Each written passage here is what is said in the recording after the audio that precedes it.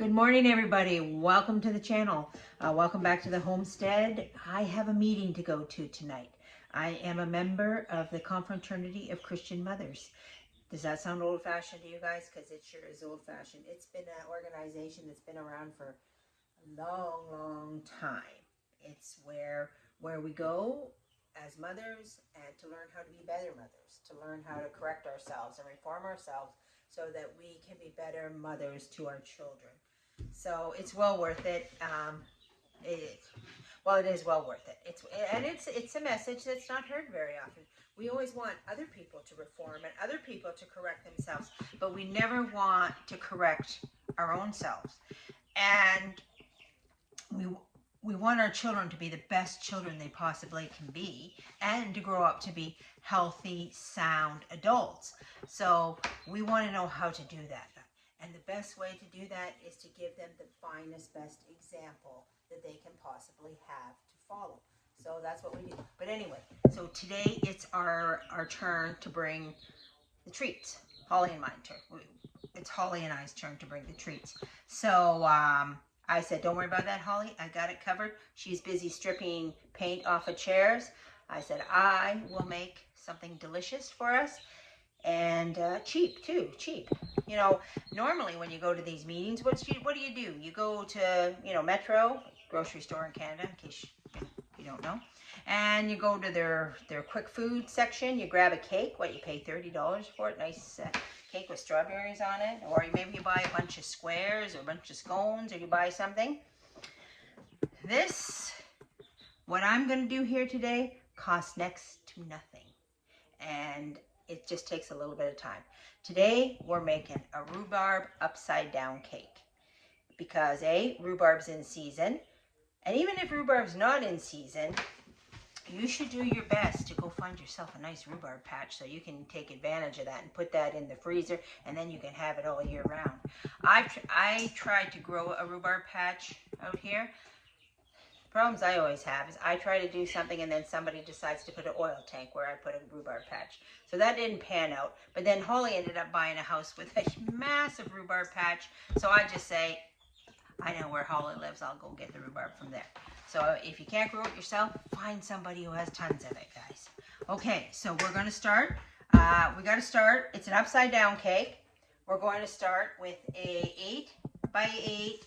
Well, I guess just an 8-inch, because it's round, circular pan here, and we're going to get that greased up. These pans are really the best because they don't,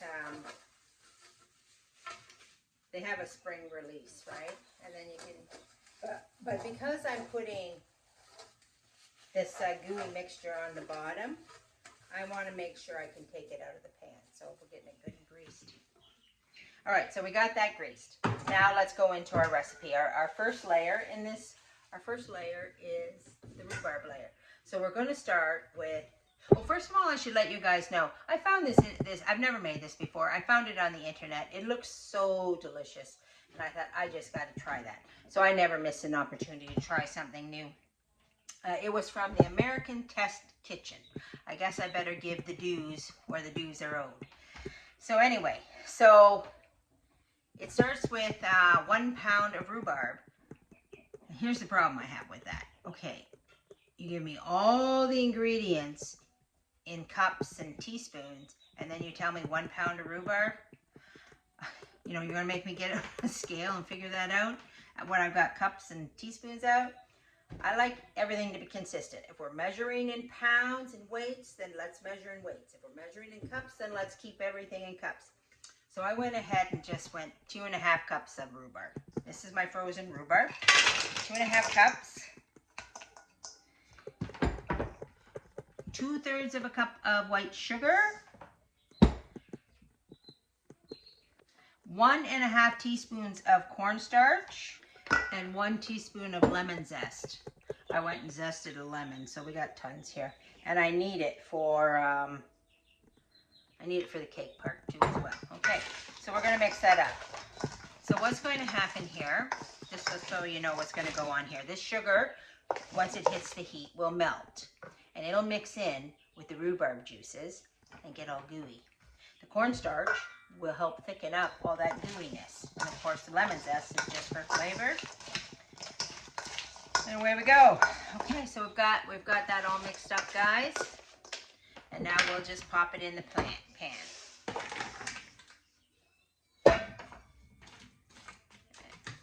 And we'll spread it so it's even. And make sure there's no holes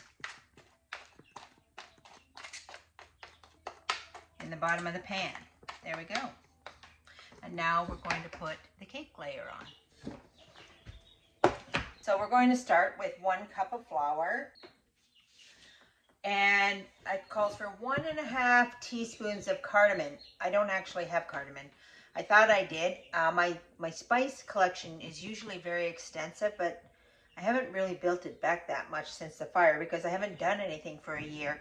So usually when I get to a recipe that contains something I don't have, I put it on the list and then I go get it. So cardamom going on the list. But I don't think it's going to make or break our recipe, so it's just a flavor. So we'll just move on. 1 teaspoon of baking powder and 1/2 teaspoon of salt.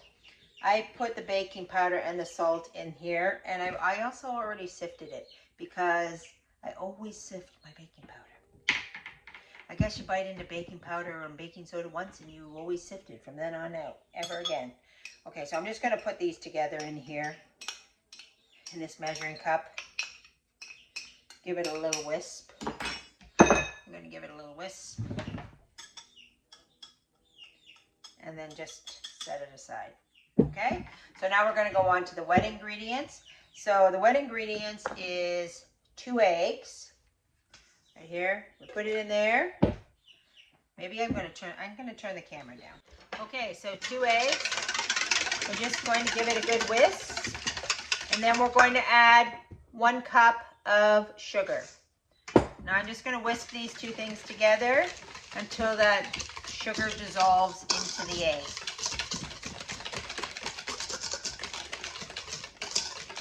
Then it gets a little bit thicker. Okay, now we're going to add 6 tablespoons of melted butter. Make sure your melted butter is not hot because there's egg in there and we don't want to cook the egg, and we also don't want our butter, if it's hot and it hits something cold, it will firm up again, right? It'll go into solid, and we don't want that to happen. We don't want to cook our egg, and we don't want this to go back into hunks of butter. We want to keep it melted. So make sure this is cool, room temperature, and that is cool. So, and then we add that.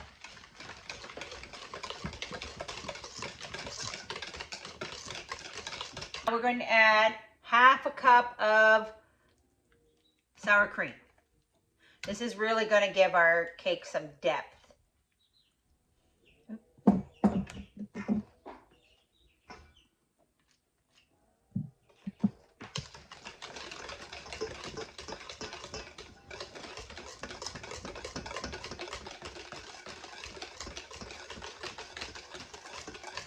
Okay, so that's that, and now we're going to add a little bit of flavoring. So we're going to add another teaspoon of our zest here.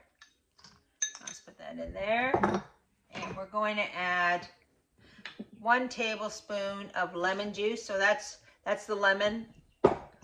That's the juice out of the zest that I squeezed, and we're going to add some vanilla. Here somewhere on the table is vanilla. Here we are, 1 teaspoon of vanilla. 1 teaspoon of vanilla. There we go. Okay.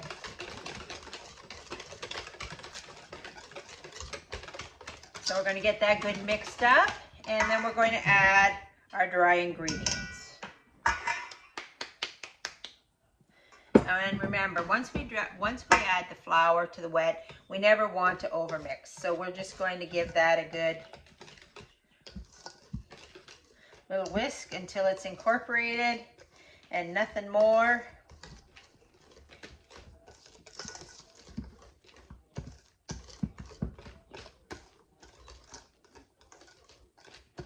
There we go. Now let's bring our cake over, and we're going to add it to the cake.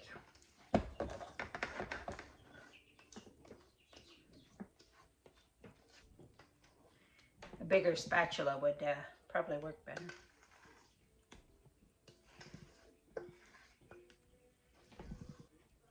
Okay, spread that evenly around. And now, here's the cool part to this recipe. We're going to put an almond streusel topping on top of this. Now remember, this is an upside down cake. So, you know, streusel topping is going to be on the bottom. But what's going to happen when we turn that upside down is our topping is going to turn into a bit of an almond crust. You know, I've never seen this before, guys, so I cannot wait to try this. Let's make that streusel. So we're going to start with half a cup of all-purpose flour, 1/4 cup of white sugar, half a cup of almonds, and just 1/4 teaspoon of salt. So I'm just going to give that a little mix here together. And then over here we have 4 teaspoons of melted butter again. So I'm going to pour that over, and then we're going to mix this in with a streusel, into a streusel topping. I find the best way to make streusel topping is with your fingers, to kind of grind it up together, the melted with the flour and the sugar. It's going to make a little bit of a paste and a little bit of a mess, but this is the best way to do it.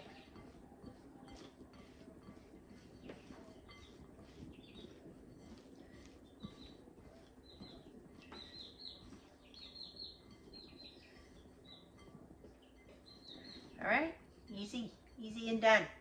Okay, so we got our cake here. So now I'm just going to sprinkle this on the top, just like you would a streusel muffin or a streusel cake or anything.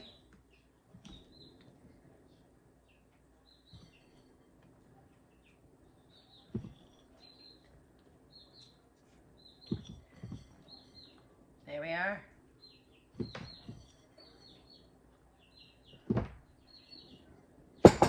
And even it out. And when we pop this over, that is going to get flattened into a little bit of a crust. Did I say it? I'll say it again. I can't wait to try this, guys. Okay, we're going to pop it in a 350 oven for 45 to 50 minutes. All right, guys, our cake is done.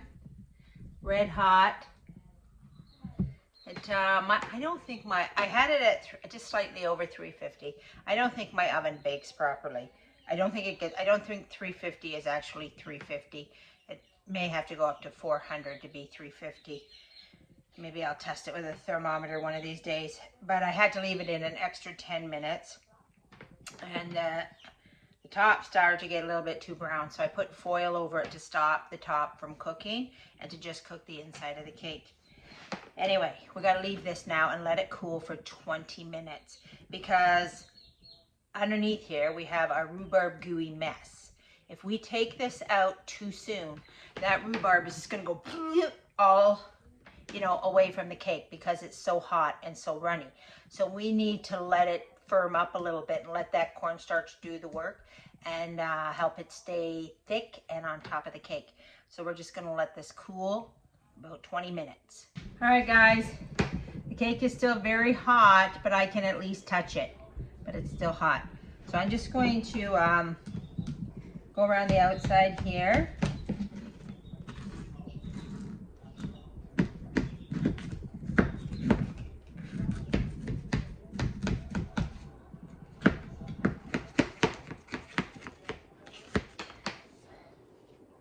I might take it off.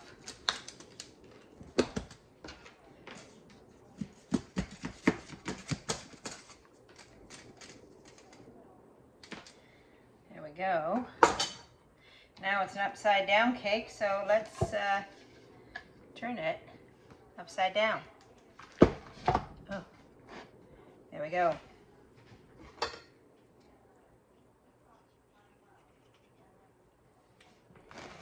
It's still very, very hot.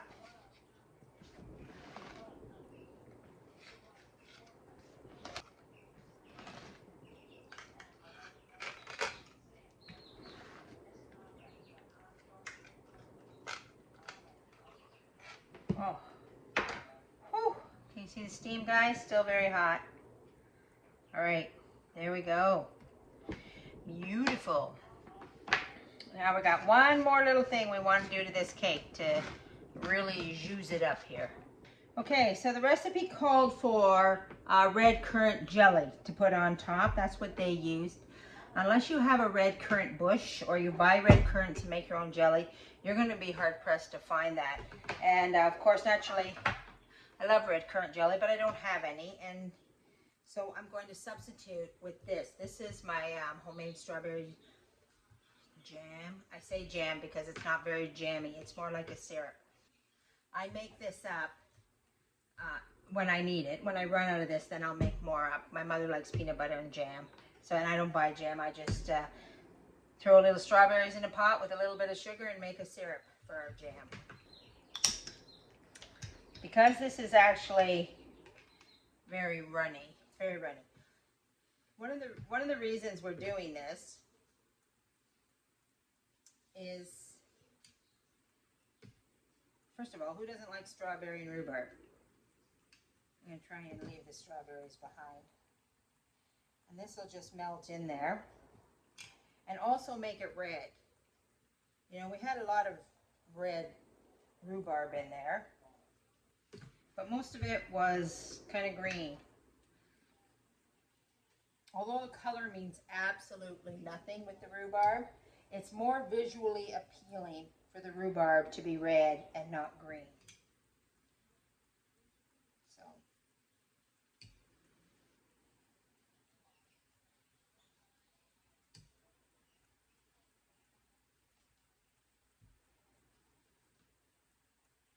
There we are, guys.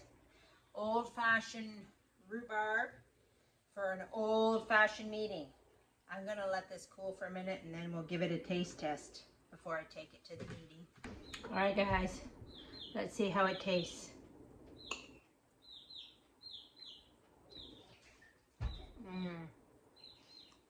That's nice. That nice tart rhubarb and that crunchy little almond.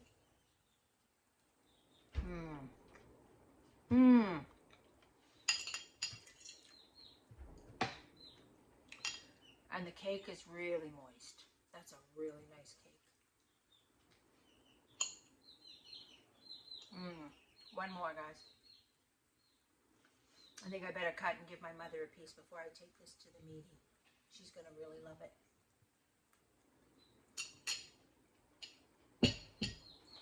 Well, that's it for today, guys. Back to basics with Mandy. Good old-fashioned rhubarb. You can't beat it. There's nothing like it. Nothing like the homemade goodness. And certainly, you can't buy nothing like that in the store. You're never going to find that on the bakery shelf of anywhere. With that nice crunchy almond and the nice tender cake and the beautiful rhubarb. And no artificial flavors. We hope you have a good day. We hope you give this recipe a try. And we'll see you next time on Back to Basics with Mandy. God bless everybody.